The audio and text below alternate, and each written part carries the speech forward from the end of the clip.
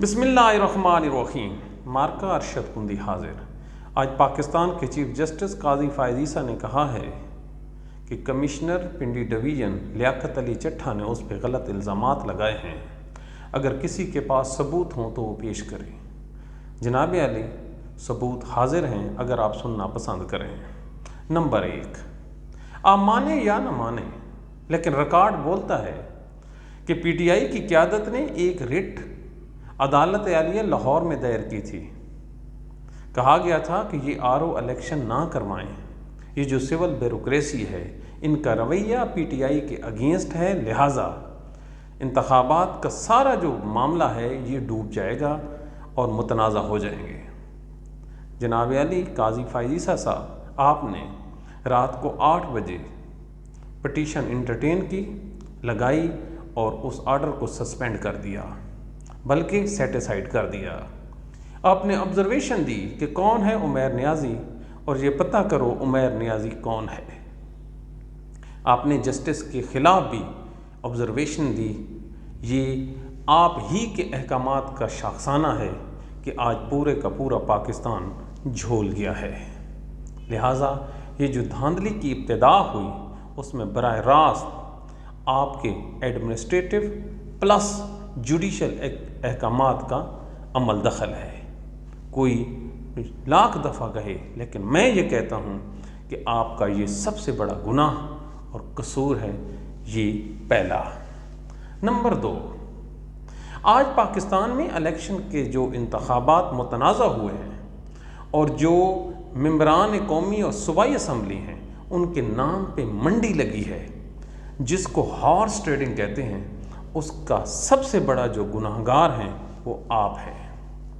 آپ نے P T I سے 14 نام نہاد لوگوں جنہوں نے کبھی انتخابات میں حصہ نہیں لیا، جنرل الیکشنز میں، ان کی پٹیشن کو انٹرٹین کرتے ہوئے پشاور ہائی کورٹ کا فیصلہ رات کو 11 بجے سیٹیسائیڈ کیا اور پی ٹی آئی سے بلے کا نشان واپس لے لیا۔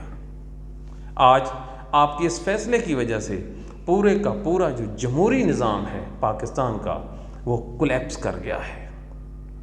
کیوں نہ کہیں کہ اس میں بھی آپ کا فالٹ ہے۔ نمبر 3، یہ جتنی بھی دھاندلی ہوئی ہے جناب علی، یہ نواز شریف اور نون لیگ کو فائدہ دینے کے لیے، نفع دینے کے لیے کی گئی ہے۔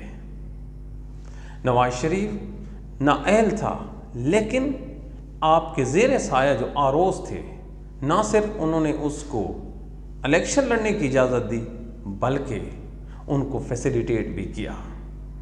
آپ نے پیناما کا جو 5 رکنی بینچ تھا اس کے اگینسٹ لارجر بینچ بنایا، اور وہ بھی without any reason and justification, اور پھر عین الیکشن سے پہلے آپ نے ایک نااہل اور چور شخص کو جس کی اگینسٹ ورڈکٹ موجود تھی سیٹیسائیڈ کرتے ہوئے جہانگیر ترین اور نواز شریف کو الیکشن لڑنے کی اجازت دی۔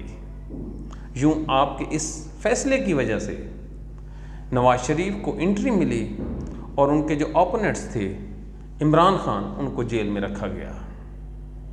اس فیصلے نے پاکستان میں جو لیول پلینگ فیلڈ کا کنسیپٹ تھا اس کو بری طرح متاثر کیا۔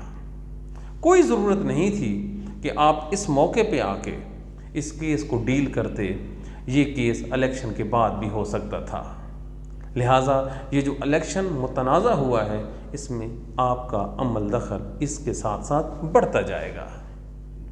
نمبر 4، ہر چیز کا ایک موٹیو ہوتا ہے جیسا، جب آپ نے فیصلے کیے ہیں تو پھر اس کا اونس اور ان کا وزن آپ کے کندھوں اور آپ کی پرسنالٹی کے گرد گھومتا رہے گا، گرتا رہے گا۔ نواز شریف کے اگینسٹ سب سے جو بڑا کیس تھا وہ حدیبہ پیپر مل کا کیس تھا۔ کسی کو یاد ہو نہ یاد ہو، ہمیں یاد ہے ذرا ذرا۔ آپ نے جو لا آف لمیٹیشن ہے اس کو استعمال کرتے ہوئے پاکستان میں کرپشن کا مہا کیس، جس میں 164 کے سٹیٹمنٹ تھے، اسحاق یہ جو ان کا فائنانس منسٹر ہے، آپ نے اس کو سیٹیسائیڈ قرار دیا آن دی بیسس آف ٹیکنیکلٹیز کہ نیب نے ٹائم بارڈ اپیل فائل کی ہے، لہٰذا اس کی میرٹ کو ٹچ نہیں کیا جا سکتا۔ جناب عالی، آپ کے پاس جتنی بھی پٹیشنز فائل ہوئیں پی ٹی آئی کے کینڈیڈیٹس کے، جو آبجیکشن پٹیشنیں تھیں یا آر اوز کے فیصلے کے اگینسٹ نومینیشن میں، وہ تمام کی تمام ڈسمس ہوئیں، اور جو دوسرے بینچز میں لگیں ان تمام کا فیصلہ اور آیا۔ جب آپ اپنے فیصلوں سے ایک پارٹی کو ٹارگٹ کر رہے ہوں تو پھر کیسے نہ کہیں کہ آپ قصوروار ہیں۔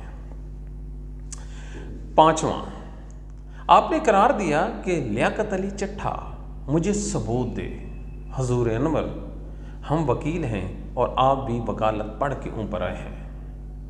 آپ پہ یہ الزام نہیں لگایا جا سکتا کہ آپ نے ٹھپے لگائے ہیں یا لیاقت علی اس کے اوپر کھڑا تھا ٹھپے لگانے کے لیے۔ تمام چیز ہوتی ہے جو سب آرڈینیٹ پرفارم کرتے ہیں۔ پورا پاکستان چلا رہا تھا کہ دھاندلی ہو گئی، دھاندلی ہو گئی، دھاندلی ہو گئی، اس کو روکو، وہ لیونگ پلینگ فیلڈ نہیں دی جا رہی۔ لیکن جب پوری دنیا نے سن لیا، آپ نے یہ نہیں سنا۔ جناب عالی، یہ وہ حقائق ہیں جو تا قیامت آپ کی ذات کے ساتھ نتھی رہیں گے۔ اب آپ چیف جسٹس پاکستان ہیں، ہمارے لیے قابل احترام ہیں۔ اب آپ کے بارے میں جو بھی کہیں، آپ جو بھی موقف دیں، لیکن تاریخ میں یہ حقیقت ہے کہ آپ بہت کچھ اچھا کر سکتے تھے، اس کے علاوہ جو آپ سے نہ ہو سکا۔ میں آپ کی نیت پہ شک نہیں کر رہا، ہو سکتا ہے وہ حالات کا تقاضا ہوں، لیکن یہ جتنے بھی میں نے یہ گنوائے ہیں حقائق، ان کا تعلق آپ کی ورڈکٹ سے ہے، جس پہ رائے دینا ہم اپنا قانونی حق رکھتے ہیں، اور ہم نے وہ حق استعمال کیا۔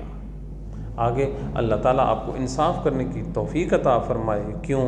اللہ تعالیٰ نے قرآن میں قاضی کو اپنا نمائندہ یا نیب قرار دیا ہے، اور قاضی کا عہدہ لوگوں کی سوچ، معیار اور دیگر جو معیارات زندگی ہیں اس سے الگ ہے۔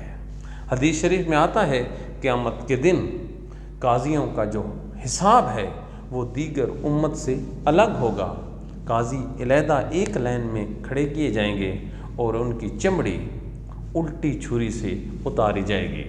یاد رکھیں، سیدھی چھری سے اگر چمڑی اتاریں تو وہ جلدی جلدی اترتی ہے، اگر الٹی چھری سے اتاریں گے تو ٹائم بھی زیادہ لگے گا اور تکلیف بھی زیادہ۔